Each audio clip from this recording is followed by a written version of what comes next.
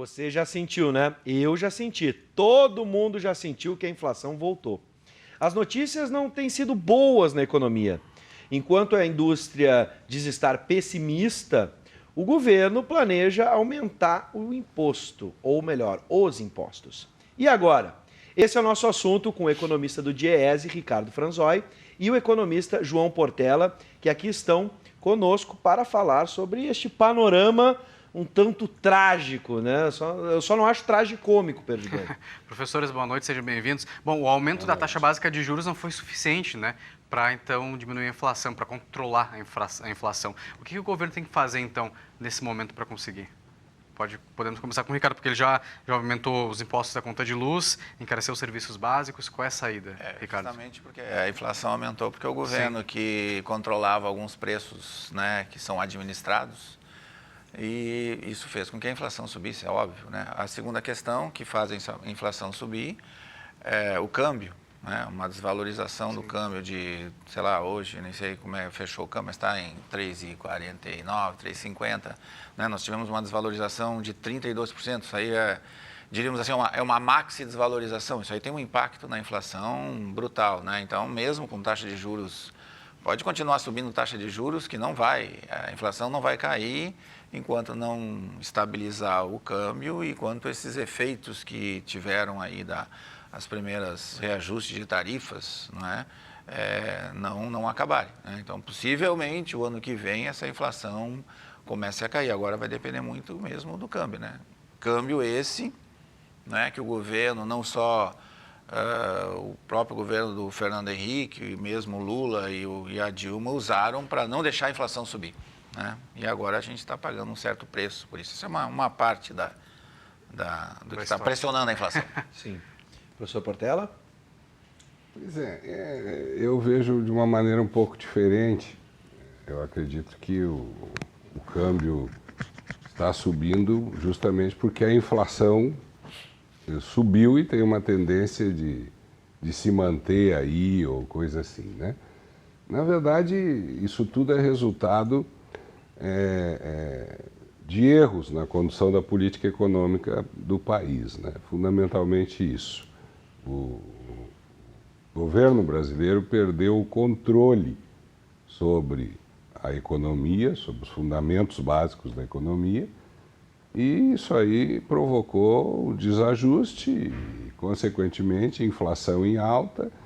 E aí, para combater a inflação, se precisa elevar juros, e aí, se elevando os juros, se reduz mais ainda a atividade econômica, se causa desemprego, né? E são consequências, né?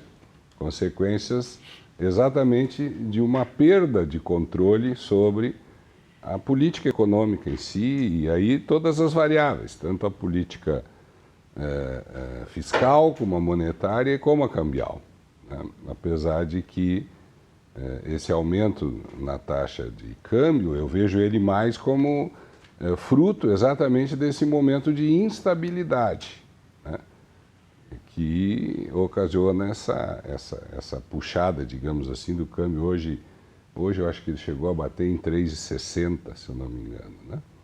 Mas aí tem essas variáveis muito mais de previsões pessimistas e de estabilidade, que faz com que essa taxa suba, né? Já resultado exatamente desse processo de descontrole, né?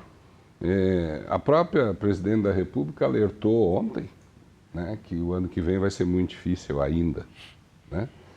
Realmente, olhando para o cenário atual, é difícil enxergar algum horizonte um pouco melhor o ano que vem, né? Deixa eu acrescentar uma pergunta para os dois em cima desta previsão e desta fala da presidente. É possível que a gente chegue, que a gente possa ter inflação chegando à casa dos 2 dígitos? E você se lembra a última vez que o Brasil entrou num período de inflação, onde nós passamos, né, e chegamos a 2 dígitos? Não, pode chegar nesse mês. Esse mês ainda? Agora tu tem a inflação agora deve ser semana que vem? Não, acho que é semana que vem.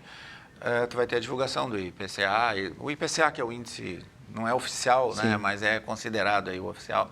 Deve chegar, ele está em 9, quase 10%, então ele vai chegar aos 10%. Uma notícia hoje dava conta de que Porto Alegre Pelo menos entre as capitais já tinha Mas passado. Só para te dizer o seguinte, teve 2 momentos Sim. em que se passou e chegou a 2 dígitos. O primeiro, se a gente depois que foi criado o real, foi o último ano do Fernando Henrique. Sim. Né? Ele deixou uma inflação de 13%, que no primeiro, em 2002, dezembro de 2002, estava em 13% a inflação.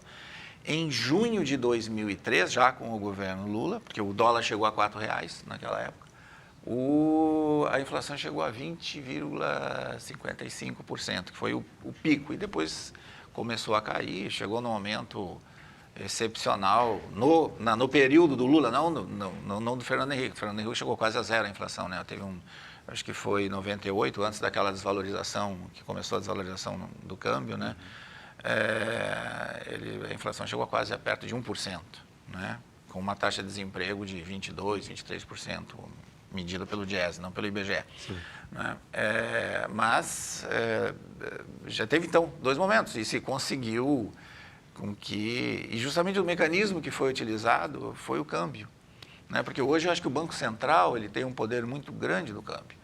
Né? Com essas reservas que ele tem, ele consegue, a partir de intervenções, ele deixou de intervir, porque eu acho que também é uma política, nós perdemos muito a indústria, eu acho que foi muito prejudicada por esse longo período de manter uma taxa de câmbio, o real sobrevalorizado em relação ao dólar, que trouxe essas distorções, principalmente na indústria. Né? E hoje, mesmo nesse crescimento que o Brasil teve, baseado principalmente no consumo, né, que foi toda uma política adotada aí boa parte o abastecimento que teve desse consumo foram produtos importados. Então, nós deixamos de produzir aqui e produzimos lá fora. Bom, e qual é a solução, então? Diminuir o gasto público? O presidente ontem divulgou também que vai diminuir de 39 para 29 os ministérios. Isso somente seria suficiente? Não, acho que não é 10 ministérios, até porque eu acho que os ministérios hoje, né, não sei quais ministérios que vão... Boa parte deles, até muitos nem têm orçamento, então se diminuir 10 ministérios sem orçamento... É uma medida mais simbólica, né? Apesar de que ela é uma medida muito mais de gestão do que de economia, né? Porque realmente você ter 39 ministérios deve ser um horror para gerir isso, né? Acho que até para lembrar o nome dos ministros. Até para lembrar o nome do ministro deve ser difícil, né? Então eu considero muito mais uma medida de gestão do que de economia, né? Em economia, ela precisa equilibrar as contas públicas, né? Ou seja, eliminar o gasto excessivo do governo, né? E gerar o ambiente de credibilidade, de confiança, para que o investimento possa ter as suas condições e voltar a ser realizado. E aí sim a gente começar, então, a crescer e gerar um ciclo mais virtuoso, né? Acho que talvez esse tenha sido o grande erro no final do governo, porque até 2013, se a gente olhar o histórico aí desses anos todos, sempre teve superávit, né? O superávit caiu, né? Bom, não sei se as pedaladas, agora tem as pedaladas de 2014, não sei se em 2013 também foi feita, mas enfim, e até ali, até maio de 2013, tudo ia muito bem. Sim. Né? Tanto é que a aprovação do governo estava lá em cima, né? A partir de junho, com aquelas manifestações que começaram, né, de uma parte da população reclamando da insuficiência, né, do serviço público, principalmente isso, né? Além de outras dimensões, como consumidor, que a taxa de juros tinha voltado a crescer, a inflação tinha voltado também a subir. Né? Eu acho que aí foi o grande erro, né, de não tentar... diminuir, não deixar chegar a um déficit que foi, inclusive, surpresa até para o próprio governo, né? Que estava estimando uma coisa e deu muito mais. Vamos trazer para a parte prática agora, para a população. Em quais setores, né, a gente pode perceber realmente que a inflação está comendo o salário, está mordendo o salário do trabalhador? Vamos citar aqui alimento, transporte. E, por exemplo, situações práticas. Quem pensa em trocar de carro, que há bem pouco tempo tínhamos um estímulo para a troca de automóvel, especialmente para o automóvel zero, né? Deve esperar um pouquinho agora, parcelar. Tem muitas concessionárias anunciando taxa zero, a gente sabe que essa taxa zero não é bem assim, né? Que existem impostos ali também, no parcelamento de automóveis. O que a gente pode trazer para o consumidor hoje de forma prática? Olha, tem duas variáveis aí que eu enxergo. A primeira é a confiança do consumidor.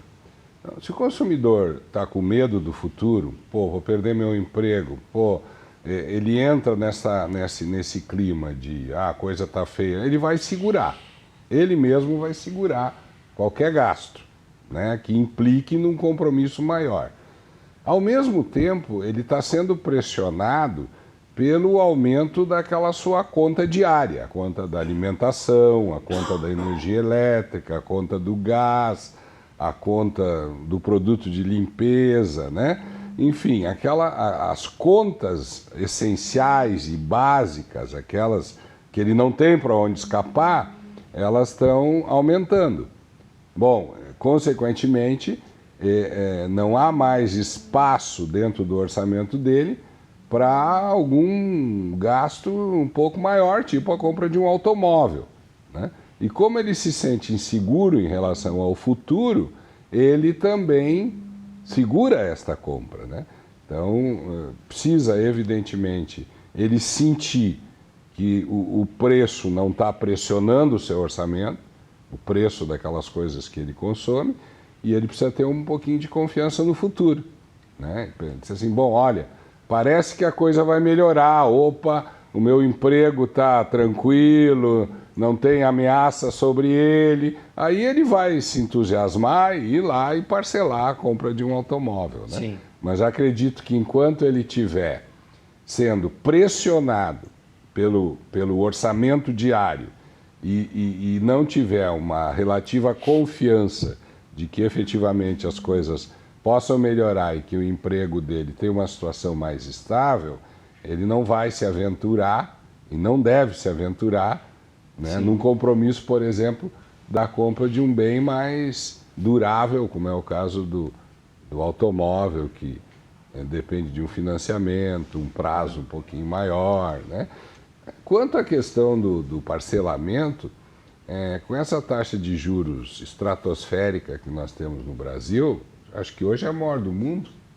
Parece que é a Turquia, mas eu acho que o Brasil Eu acho que hoje o Brasil é a maior do mundo, maior taxa de juros do mundo. É uma loucura total, né?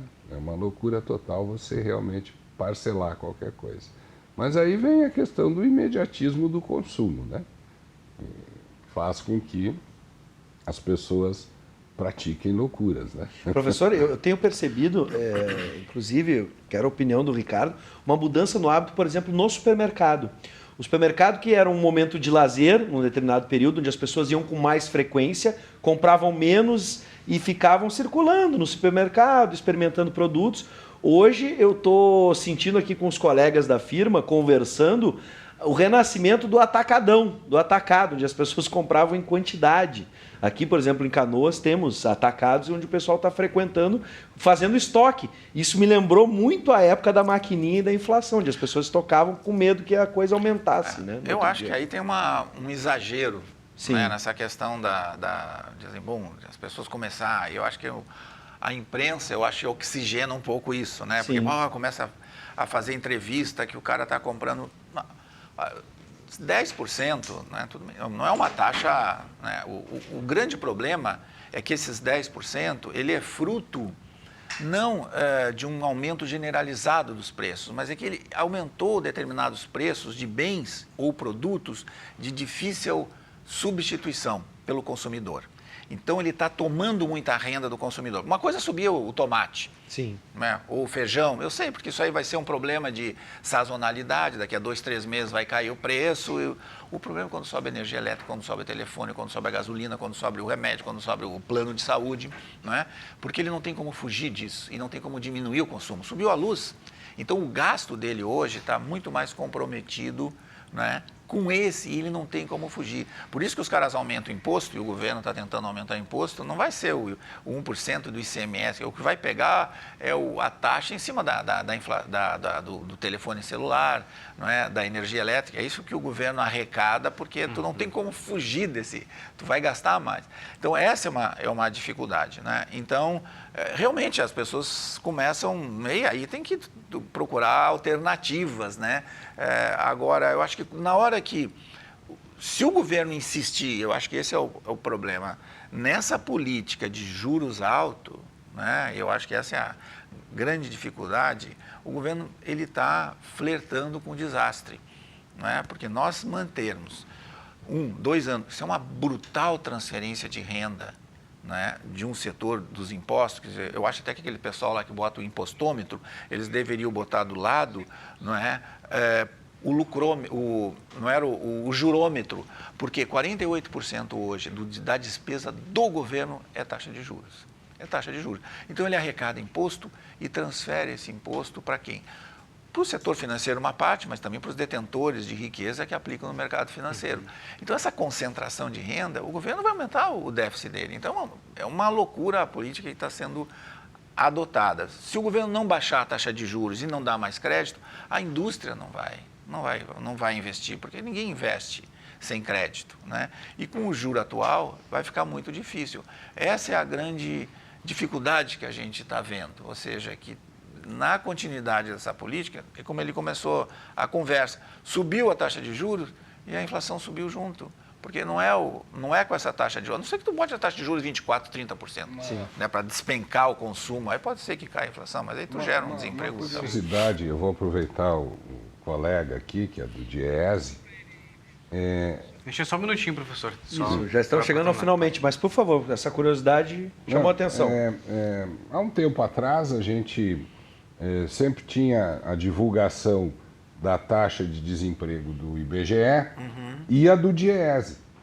E eu tenho notado que de alguns anos para cá a taxa de desemprego do DIEESE sumiu da imprensa. Só se vê a do IBGE. Ontem eu vi a do IBGE 8,3. E hoje Quanto está do DIEESE? Hoje foi divulgada a do DIEESE. Deve Quanto? sair amanhã nos jornais. Quanto? É que depende da cidade, né? Porque nós não temos uma média nacional, porque a gente faz em 6 regiões metropolitanas. Sim. E não tem uma taxa média nacional. Então, por exemplo, Porto Alegre, o IBGE mudou a metodologia, né? E ele ficou muito mais próximo daquela metodologia do DIEESE, porque antes, no pleno desemprego de 22, a taxa do IBGE dava 4, 5, né? Era uma coisa completamente fora da realidade, né? A do DIEESE está um pouco acima, né, da do IBGE, porque nós continua acima do IBGE. Agora, eu não participei porque hoje eu viajei, não estava, mas deve estar em torno aí de 10, 11% da taxa do... Percebam, né? Talvez, eu estou dizendo talvez isso explique alguma coisa. Talvez. Vamos parar por aqui, vamos ter que investigar melhor os números. É interessante porque essa diferença entre a taxa do IBGE e do DIEESE, ela tem a ver com a metodologia de cálculo da taxa de desemprego, que é diferente dos dois órgãos, né? É diferente. A do DIEESE sempre dá bem acima da do IBGE, né? Mas é interessante. Bom, vamos ver. Porque é realmente uma coisa... A diferença... É interessante que a taxa do DIEESE não tem mais tanta publicidade como tinha há anos atrás. É aí que eu estou levantando a questão, Hoje professor. Parece que meio que abandonaram a taxa do DIEESE. Talvez essa diferença explique a divulgação ou não, a atenção maior ou não. Isso a gente vai ter que investigar melhor para poder responder. Bom, quero agradecer a presença dos dois, o economista João Portela e também do economista do DIEESE, Ricardo Franzói. Sejam sempre bem-vindos e vamos continuar essa discussão até o fim do ano, com certeza.